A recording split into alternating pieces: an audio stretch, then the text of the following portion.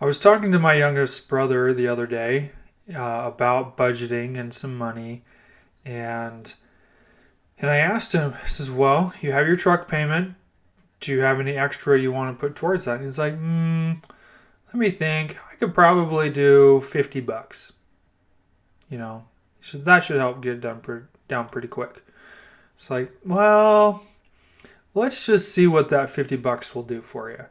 And so I used my spreadsheet that I offer with my ebook, and we put in his truck loan. So his loan amount, his payment, his interest rate, um, and it calculated out with what he had left, how much he was paying every month, how soon it would be done, right? I said, okay, and you said you want to put $50 towards it.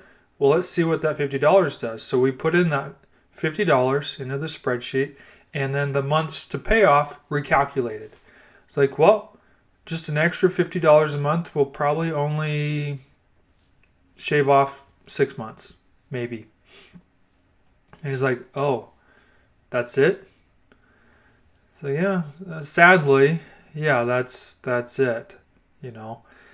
And so it was in my own experience of figuring out debt, and if I put this much down, how quick would it pay off? And well, what if I was ambitious and put this much down? How quick would it pay off? And so I ran through that, and quickly did I learn that nothing is ever quick when it comes to money. That things just take time unless somehow, some way, you're blessed with a windfall of cash. With my budget, when I was putting it together, this is what I had figured out. I had a $400 a month minimum payment that was going towards all my student loans. And I had calculated out, says, well, I could reasonably, fairly easily come up with an extra $300 in my budget with the money I currently make. Okay, that's not side hustles, that's not doing anything else. That's just I get a paycheck. Of that paycheck, I have $300 left over I could do something with, right? That's where that number came from. So I have a total of $800 a month I can put towards my student loans. Factoring all of that out, okay, the fastest I could pay off $45,000 of student loans was in 5 years. 5 years. There's nothing quick about that at all. Okay? It's very depressing. So, how do you speed things up like that? Well, earn more money, side hustle, right? You just need more money more often. Like, that's how you speed it up.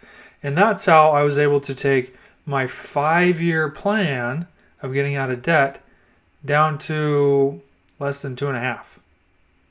Yeah. That's because even though I had planned on just $300 extra a month, that never stopped me from doing photography gigs for clients, building websites for clients, donating plasma, right? That's extra money on top of the $300 I was already planning on spending or putting towards my loans. So you can do the same thing, right? Find what you can guarantee yourself and then go make some extra, right? It probably will never be consistent, right? It's not another job, right? And that's okay. But the more routinely you can find extra money on top of what you can already do with your standard paycheck, the faster things will go. But just remember, nothing's really ever quick with money.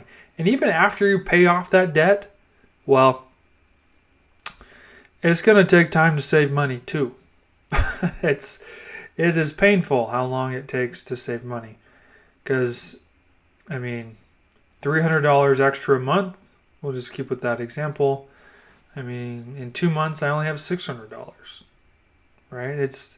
It just doesn't add up to thousands and thousands of dollars until you start to invest it and let that compound with interest and returns and all that stuff.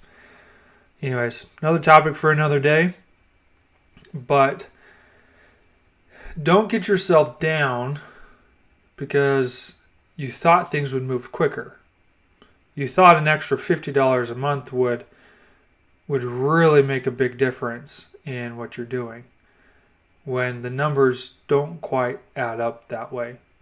All right? So be realistic with yourself, be true to yourself, and do some homework, do some research to figure out what it will actually do, what an extra $50, $100, $300 will do a month for you.